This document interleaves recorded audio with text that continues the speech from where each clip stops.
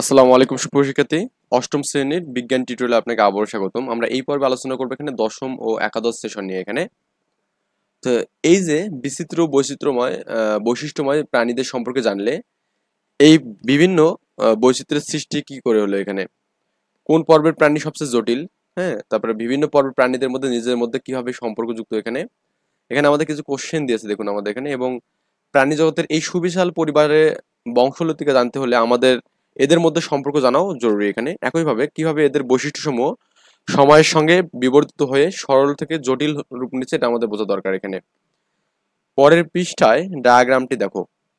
আরিয়াকোষী protist থেকে সময়ের সঙ্গে প্রাণীদের বিভিন্ন পর্বের বৈশিষ্ট্যগুলো কিভাবে জটিল এবং সুসংহত হয়েছে তা কি বুঝতে পারছো? এখানে শিক্ষকদের সহায়তা নিয়ে আমাদের বাকিটা আলোচনা করতে বলছে। এখানে আমাদের এখানে এই যে এখানে এই কথাটা বলছেন, এই পর্বটার কথা বলছে এখানে, মানে এই যে এখানে আমাদের যে আটা দেওয়া আছে এখানে।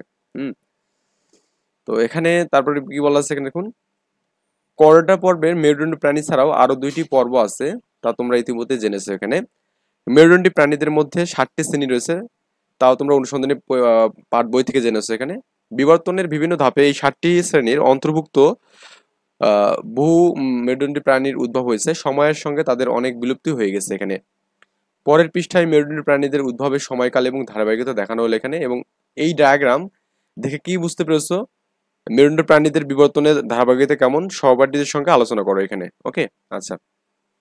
আমরা মানুষ এই তালিকায় কোন পর্বের কোন শ্রেণীর অন্তর্ভুক্ত নিশ্চয় তা বুঝতে পেরেছি। এখানে মানুষ কয়টা পর্বের প্রাণী, পর্বের মেরুদণ্ডী প্রাণীর অন্তর্ভুক্ত তা বলা অপেক্ষা রাখে না এখানে। আর নির্দিষ্ট করে বলতে গেলে গরু, ছাগল, তিমি, ডলফিনের মতো প্রাণীও স্তন্যপায়ী প্রাণী। এখানে জীবজগতের বংশলতিকা তৈরি করতে হলে মানুষের অবস্থান ঠিক কোথায় তা আগে সুনির্দিষ্ট করা দরকার। এখানে অনুসন্ধানী পাঠ বই থেকে এটা আমাদের পরিণয়ের কথা বলছে এখানে। এখন আমাদের বলছে দেখুন, এবার বংশলতিকা তৈরি পালা।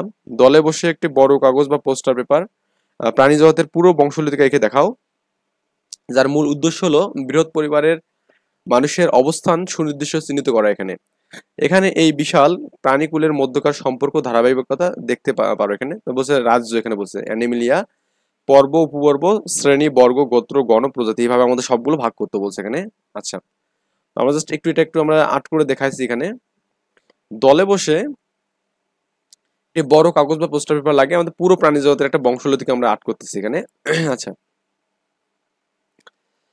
প্রথমত রাজ্য হচ্ছে অ্যানিমেলিয়া এখানে। ওকে, এটা হচ্ছে আমাদের রাজ্য এখানে। তো অ্যানিমেলিয়া রাজ্যের অন্তর্ভুক্ত আমাদের কি দুইটা অংশ, একটা হচ্ছে মেরুদণ্ড প্রাণী, একটা কি অমেরুদণ্ড প্রাণী। এখানে এটা হচ্ছে আমাদের অমেরুদণ্ড প্রাণী। এখানে এটা হচ্ছে আমাদের মেরুদণ্ড। তাহলে অ্যানিমেলিয়া রাজ্য মোট 9টা ভাগে বিভক্ত। এখানে এর মধ্যে অমেরুদণ্ড কি 9টা, 7টা 8টা অংশ ভাগ করে। আর হচ্ছে আমাদের জাস্ট মেরুদণ্ড হচ্ছে কি জাস্ট একটা, কর্ডাটা এখানে। ওকে, এটা হচ্ছে আমাদের মেরুদণ্ড প্রাণীর মধ্যে পড়তেছে কর্ডাটা এখানে, এবং অমেরুদণ্ডের মধ্যে পড়তেছে এখানে এই যে এগুলো আর কি। এখানে পরিফেরা, নিডারিয়া, প্লাটিহেলমিনথেস, নেমাটোডা, তারপর এখানে মলাস্কা, অ্যানেলিডা, অর্থোপোডা, একাইনোডার্মাটা, এগুলো সবগুলো আমাদের কি কার মধ্যে, অমেরুদণ্ড প্রাণীর মধ্যে পড়তেছে। ওকে, এটা আমাদের এখান থেকে পড়তেছে। এবং এই কর্ডাটা আবার এখানে 3টা উপপর্বে বিভক্ত। একটা হচ্ছে আমাদের এখানে 1 নম্বর ইউরো কর্ডাটা এখানে, এন্ড তারপরে সেফালো কর্ডাটা এখানে, এন্ড হচ্ছে ভার্টিবাটা এখানে, ভার্টিবাটা। এই 3টা উপপর্বে কি হয় এখানে, কর্ডাটা এখানে বিভক্ত হয়। এখানে এই একটা উপপর্ব, এই একটা, এবং এই একটা এখানে। এবং এই যে আমাদের এখানে ভার্টিবারটা এখানে, এ আবার কি এখানে কি 7টা শ্রেণীতে বিভক্ত এখানে। ওকে, 7টা কি এখানে শ্রেণীতে বিভক্ত এখানে।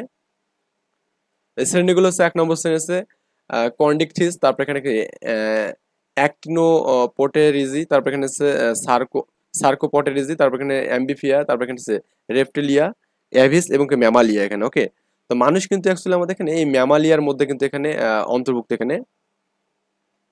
তো এই ম্যামালিয়ার মধ্যে আমাদের এখানে যে বর্গ, তারপর এখানে গোত্র, তারপর এখানে হচ্ছে গণ, হোমো যেটাকে বলা এখানে, তারপরে প্রজাতি এখানে। ওকে, তো আমাদের মূলত এখানে গণ এবং প্রজাতি এই দুটো নিয়ে আমাদের এখানে মানুষের বৈজ্ঞানিক নাম হয় এখানে। তো এটা একটু বর্গ এভাবে লিখবেন এখানে, বা এখানে আপনি চাইলে আলাদা আলাদা করে দিতে পারেন, সমস্যা নেই। এটা একটা আমাদের বর্গ একটা এখানে, তারপর এখানে আছে আমাদের গোত্র, তারপর হচ্ছে গণ এখানে, তারপরে হচ্ছে আমাদের কি প্রজাতি এখানে, অ্যান্ড হচ্ছে আমাদের বৈজ্ঞানিক নাম এখানে।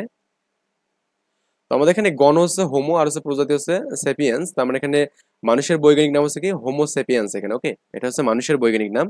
তো মানুষ কার মধ্যে পড়তেছে, ম্যামালিয়ার মধ্যে পড়তেছে এখানে, 7 নম্বর শ্রেণীর মধ্যে পড়তেছে, এবং ভার্টি বাটার মধ্যে। ওকে, তার মানে মানুষ হচ্ছে প্রথমত মেরুদণ্ড প্রাণী, এবং মেরুদণ্ড প্রাণী পর্বগত করডাটা, এবং করডাটার 3টা অংশ বিভক্ত। তার মধ্যে আমাদের উপপর্ব হচ্ছে 3 নম্বর যে ভার্টি বার্টা, এই ভার্টিব্রাটা যে আমাদের 7টা শ্রেণী আছে, এই শ্রেণীর মধ্যে সপ্তম শ্রেণীতে ম্যামালিয়া, এর মধ্যে আমাদের মানুষ পড়তেছে এখন। ওকে, আই থিঙ্ক বুঝতে পারছেন ব্যাপারগুলো এখানে।